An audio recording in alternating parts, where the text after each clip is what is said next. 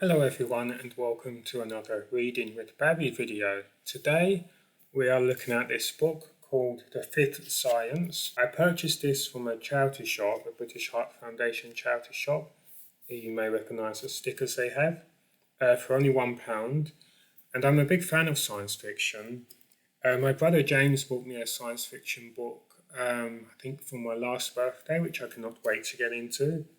And this one, interestingly, is a collection of stories, 12 stories. This collection is brought to us by Exerbia.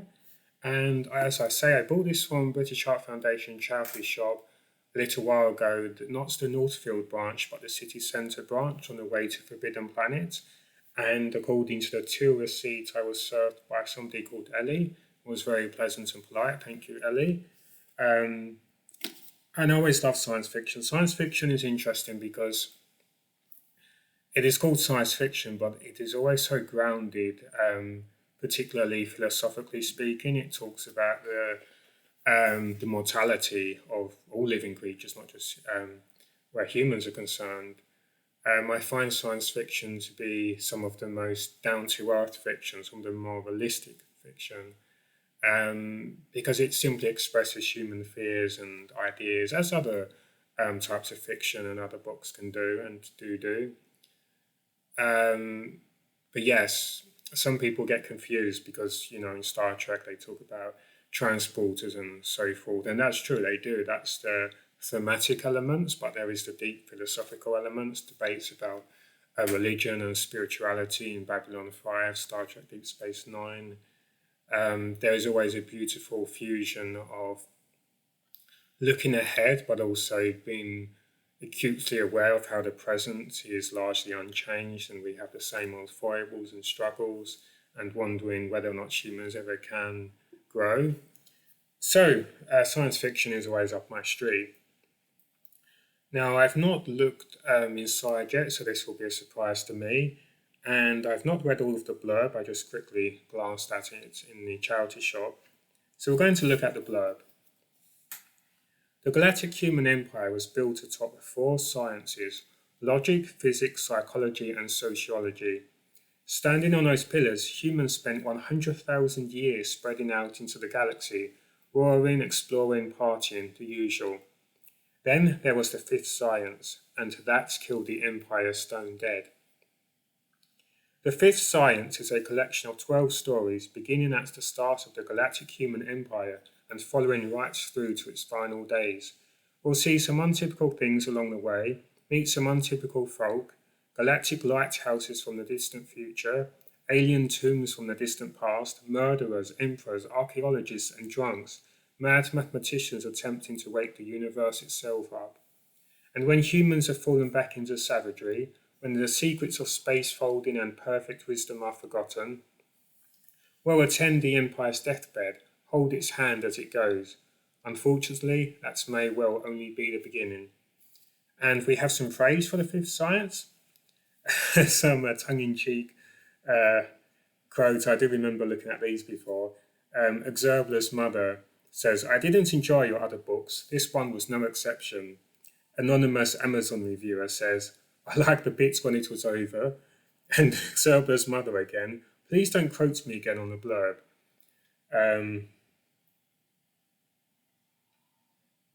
Interesting, yeah, it looks like an L. I said Exerbla, but there it's an I, clear. No, it is an L. Or is it a 1? That's actually a 1, isn't it, Exerbia?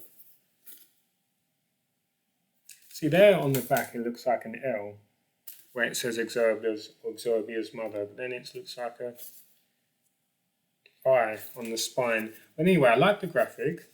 We can clearly see this is science fiction. I also like the feel. I wish you could feel this. It has a very nice texture, quite a nice high quality cover. It's sort of it's smooth, but not as flat as other covers. There's the gentlest of frictions as you move your hand across it. It's quite nice. There we can see the ISBNs. You can look the book up. And obviously the blurb, which I read, and the spoof quotes, spoof praise. And as I say, I paid only £1. There's no mention of the RRP here. Well, this was printed by Amazon, of course. We could. There you go. We could tell that from the quotes, but never mind. And again, a barcode. Different barcode there. So yeah, I wonder how much this cost originally. I can see at the charity shop they were originally charging either £2 or maybe £12. Surely not £12, but it looks like there's a. No, it must have been £2. Yeah, brand new. This must have cost at least £6 or so, £6-7, even on Amazon. Okay, so also by Exerbia, The Bridge to Lucy Dunn, The Prince of Milk, and Logic Beach Part 1. There we go. And again, the same design as the front, but this time in black and white. Nice big bold text. Let's dive in. Copyright 2018. There we go. By Cosmere Press, all rights reserved. So we have an introduction on page 7. We have timeline of the 500-year climb. For every dove a bullet, the menagerie, a dictionary, and the leaves all sing of God. Very interesting titles. And it goes on and on. Water for lunch, the gallons, the pits, be awake, be good. These titles are somewhat captivating, I must say. There you go. Let's see. And we have a blank page, of course, and then the introduction. So,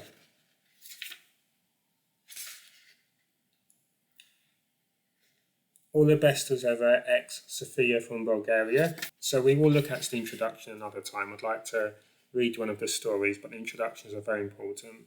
I'd like to see the personal touch from the author. It says, to the engineers and scientists who will one day build minds from whatever materials in whatever form. Hello from a time when we thought it was all magic. And from Carl, one does not become enlightened by imagining figures of light, but by making the darkness conscious. Very interesting. And then we have a timeline.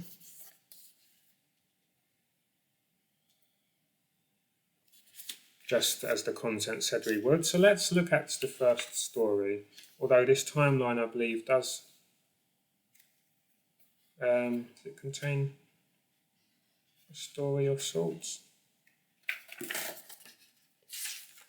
Okay, so again we will look at the timeline, so I appreciate that they've created that for us, and we'll definitely have a look at that. But first, let's look at the first story, For Every Dove a Bullet. I'm getting Jeffrey Archer vibes. I feel like if Jeffrey Archer wrote science fiction, he would be writing with these titles anyway. I was born, to use the word loosely, over 10,000 years ago inside one Winston Ernest, a law clerk, 41, unhappily married, 3 children, 1 deceased. Meticulous, well-educated, and entirely boring. What was my first sense of being Winston Ernest and not being Winston Ernest? His hands moved in front of me, but it was not I who moved them. His voice spoke, but it was not I compelling it to do so. I had all of Winston Ernest's memories. I was Winston Ernest, but something had taken control of my body. I watched that sting, and it appeared to also be Winston Ernest. I could hear his thoughts and observe his actions, and he both thought and acted like Winston Ernest in every way, behaved as I would. I spent a year or so like this, a passenger. Sometimes I would daydream as he went about the morning and afternoon. Other times I would be wide awake as he slept, but always powerless. Ernest acquired something of an impressive gambling debt, playing cards in order to spend more and more time with ladies of the evening. As the debts increased, he turned to more elaborate attempts to cheat at poker and such, and soon found himself living far beyond his means.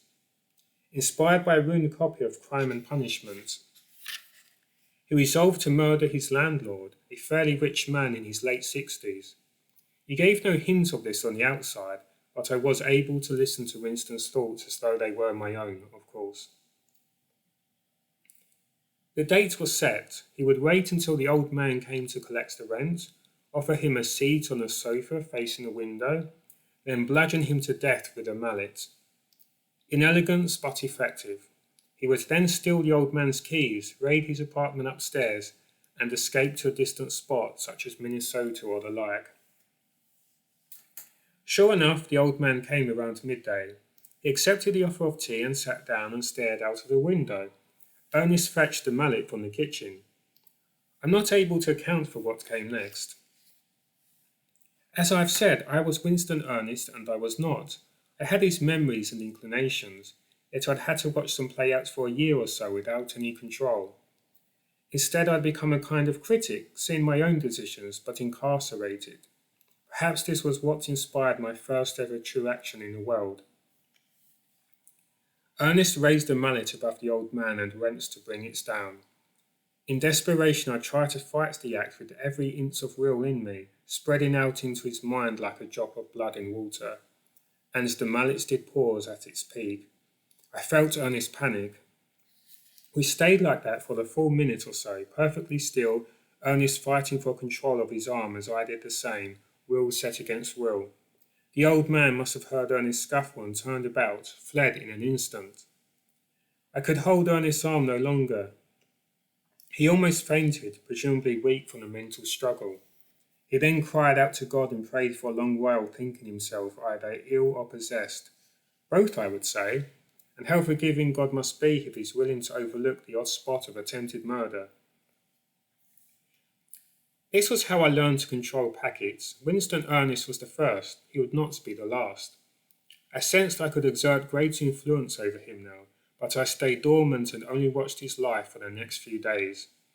He packed his things and moved to a small town in the Midwest and spent the next week inside reading the newspaper, smoking, sleeping, and trying to lay low.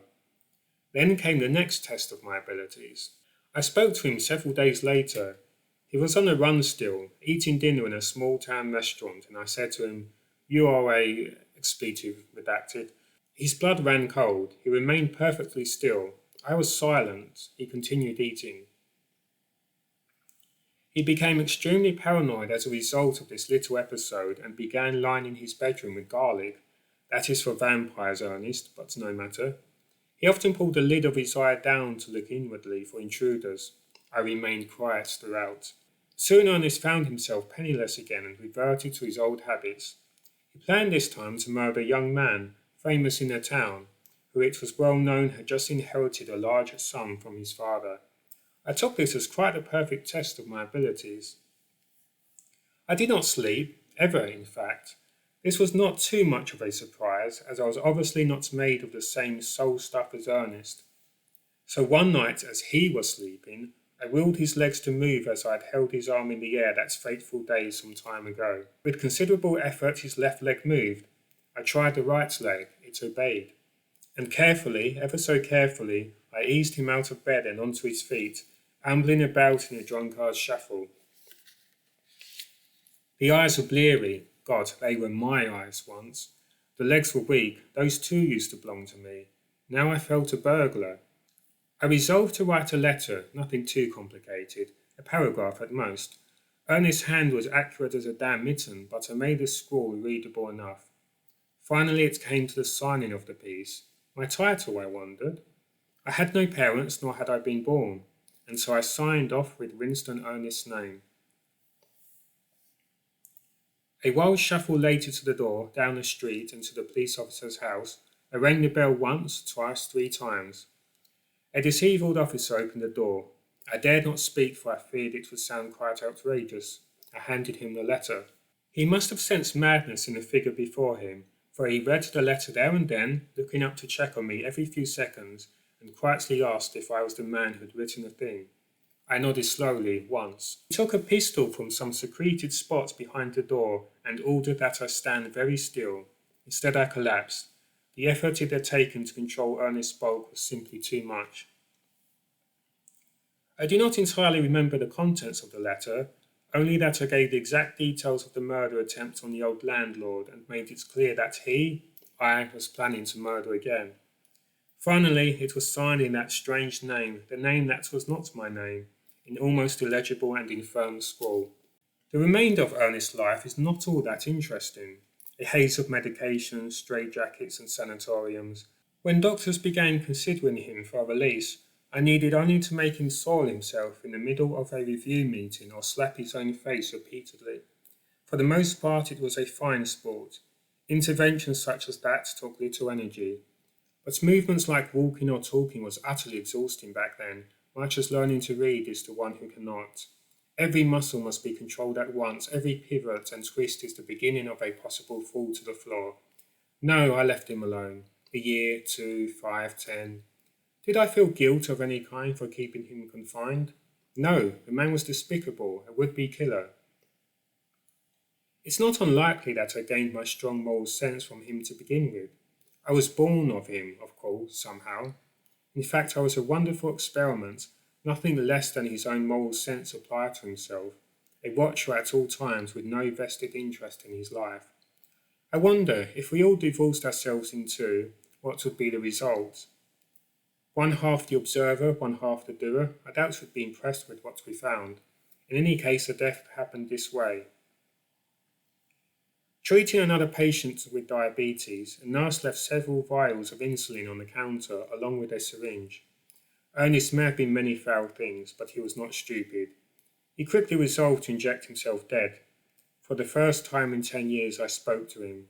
Steady on, I said. If you do that, you'll kill us both.